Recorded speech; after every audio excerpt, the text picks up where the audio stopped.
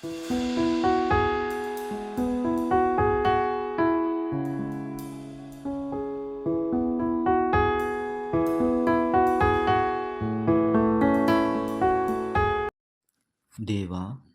నీ కృప ఎంతో అమూల్యమైనది. నరులు నీ రెక్కల నీడను ఆశ్రయించుచున్నారు. నీ మందిరం యొక్క సమృద్ధి వలన వారు సంతృప్తి పొందుచున్నారు. నీ ఆనంద ప్రవాహములోనిది నీవు వారికి త్రాగనిచ్చుచున్నావు. నీ యొద్ద జీవపు ఊట కలదు. నీ వెలుగును పొందియే మేము వెలుగు చూచుచున్నాము. నిన్ను ఎరిగిన వారి ఎడల నీ కృపను, యథార్థ హృదయుల ఎడల నీ నీతిని ఎడతెగక నిలుపుము. 36వ కీర్తన 7వ వచనం నుంచి 10వ వచనం వరకు ఈ మాటలు రాయబడి ఉన్నాయి. దేవా, నీ కృప ఎంతో అమూల్యమైనది. కృపకు ఏమి వెల చెల్లించగలం? వెల చెల్లించలేకుండా ఉండినప్పుడు చూపించబడేదే కృప. మరలా దానికి వెల ఏం చెల్లించగలం? ఒకడు భూమి మీద కృపకు వెల చెల్లించటానికి ప్రయత్నించినడలా వాని సర్వస్వము ఇచ్చినా, వాని ప్రాణమిచ్చినా, వాని జ్యేష్ఠ కుమారుడు ఇచ్చినా, వానికి కలిగిన సర్వసంపదలు ఇచ్చినా అవి కృపకు సాటి రావు, రవ్వంతైనను సరిపోవు. గనుక నరుడు కృపకు వెల చెల్లించలేడు. దేవుని కృప అంత అమూల్యమైనది. మరి నరులు నీ రెక్కల నీడను ఆశ్రయించుచున్నారు అని కీర్తనకారుడు సెలవిస్తున్నటువంటి మాటను చూస్తూ ఉన్నాం. అవును, నరులు ఎక్కడికి రాగలరు? ఆయన రెక్కల నీడకే రాగలరు. ఆయన రెక్కలు చాలా పెద్దవి. ఆయన రెక్కలు మేఘముల కంటే కూడా చాలా పెద్దవి. ఆయన రెక్కలు నీడను మాత్రమే కాదు, ఆయన రెక్కలు సురక్షితాన్ని ఇస్తాయి. ఆయన రెక్కలు చలికాలంలో వెచ్చదనాన్ని ఇస్తాయి. ఆయన రెక్కలు ఎండలో నీడనిస్తాయి. ఆయన రెక్కలు ఆరోగ్యము లేని వారికి ఆరోగ్యమునిస్తాయి. ఆయన రెక్కలుంటే చాలు, అది అరణ్యమైనా బ్రతికేసేయచ్చు, ఎడారి అయినా జీవించవచ్చు. 8వ వచనంలో ఇలాగంటున్నాడు, నీ మందిరం యొక్క సమృద్ధి వలన వారు సంతృప్తి నొందుచున్నారు. మందిర సమృద్ధి అనగా దేవుని సన్నిధి గల స్థానమని అర్థం చేసుకోవాలి. ఒక మాట, ఆయన సన్నిధి లేని మందిరము కాదు. మందిరము లేకపోయినా ఆయన సన్నిధి ఉండగలదు. సన్నిధి అనగా ఆయన ఉండు చోటు, హిజ్ ప్రజెన్స్. మందిరము అనగా కట్టబడినది. మందిరమునకు సన్నిధికి చాలా వ్యత్యాసం ఉంది. మందిరములో ఉండి ఆయన సన్నిధి పొందితే మంచిదే. మందిరములో ఉండి ఆయన సన్నిధిలో లేకపోతే వ్యర్థమే. మందిరము లేని చోట కూడా ఆయన సన్నిధి అనుభవించగలం. అది పొలములోనైనా, ఇంట్లోనైనా, అది కార్యాలయాలలోనైనా, అది కారాగారములోనైనా ఆయన సన్నిధిని అనుభవించగలం. ఇశ్రాయేలీలు కట్టిన మందిరం దేవుడు ఎలాగు చేశాడు అన్నది ఆలోచన చేస్తే, దినవృత్తాంతముల 2వ గ్రంథం 7వ అధ్యాయములో 20వ వచన భాగాన్ని చూస్తే, నేను మీకిచ్చిన నా దేశములో నుండి మిమ్మును పెళ్లగించి నా నామమునకు నేను పరిశుద్ధపరిచిన ఈ మందిరమును నా సన్నిధి నుండి తీసివేసి చూసారా, ఈ మందిరమును నా సన్నిధి నుండి తీసివేసి అంటున్నాడు.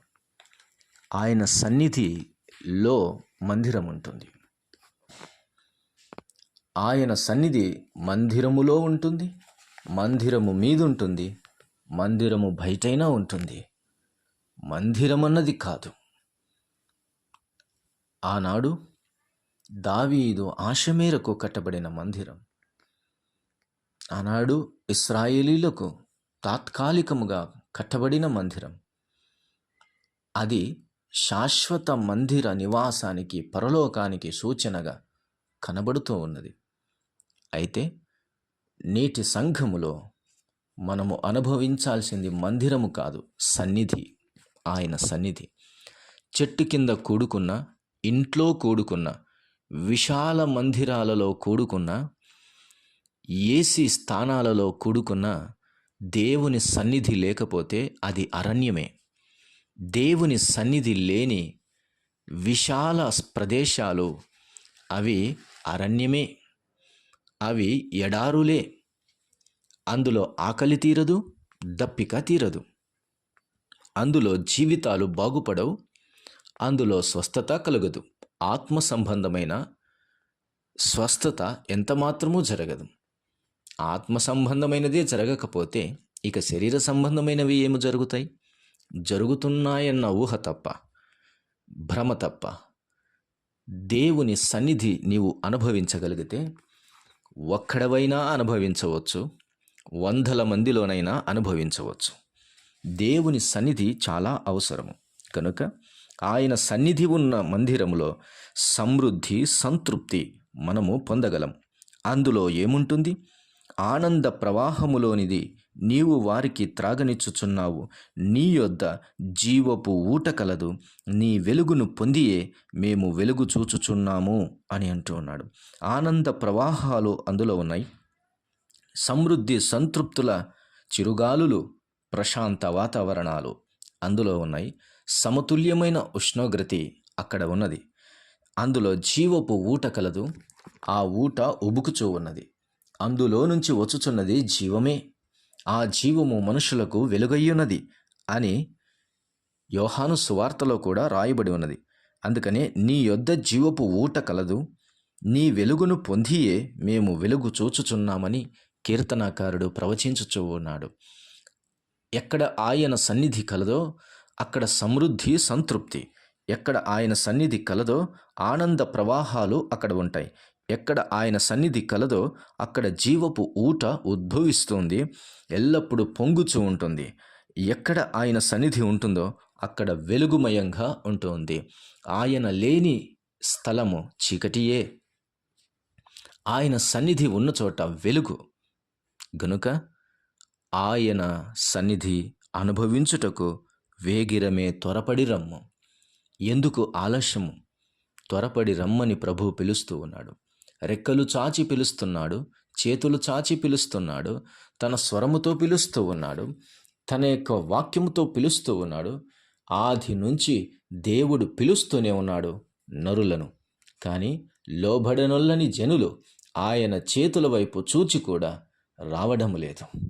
ఎంత వికారం, విచారం, ఎంత దౌర్భాగ్యం, దౌష్ట్యం, ఎంత ఘోరం, ఎంత అవమానం, ఎంత నీచం, ఎంత నికృష్టం.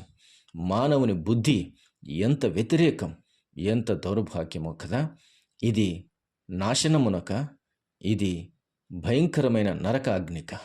ఎందుకు ఈ మనుష్యుడు చేస్తున్న వికృత చేష్టలు? సన్నిధి కొరక లోకమును కోరుచున్నాడే. ఆకలి తీరునా? ఎండమావుల కొరకై నీవు పరిగెత్తితే నీ దాహము తీరునా? ఎందుకు అని నేటికి తండ్రి దిగులు చెందుతూనే ఉన్నాడు. ఈ ఉదయకాలమున సమృద్ధినిచ్చుచున్న దేవుని బాధ, కన్నీరు కూడా అర్థం చేసుకుంటావని ఈ మాటలు చెబుతూ ఉన్నాను. ఉదయాన్నే లేస్తే ఆయన తన పిల్లలకు భోజనం పెట్టాలని భూమి మీద ఉన్న సకల జనుల కొరకై సమృద్ధిగా సదుపాయములను, ఉత్పత్తులను ఆయన కలిగిస్తున్నాడు. పంటలు పండిస్తున్నాడు, వాతావరణాన్ని ఇస్తున్నాడు. ఉష్ణోగ్రత సమస్తమైన సమతుల్య వాతావరణాలు కలుగచేస్తూనే ఉన్నాడు. కానీ అన్నం పెట్టిన చేతికి కృతజ్ఞత ఇవ్వడం లేదు మానవుడు. మేలు చేసిన దేవునికి విధేయుడై ఉండలేకపోతున్నాడు మానవుడు. అందుకని తన ప్రాణమైనా పెడితే మానవుని హృదయం కరుగుతుందేమో అనుకున్నాడు. అందుకే వచ్చాడు.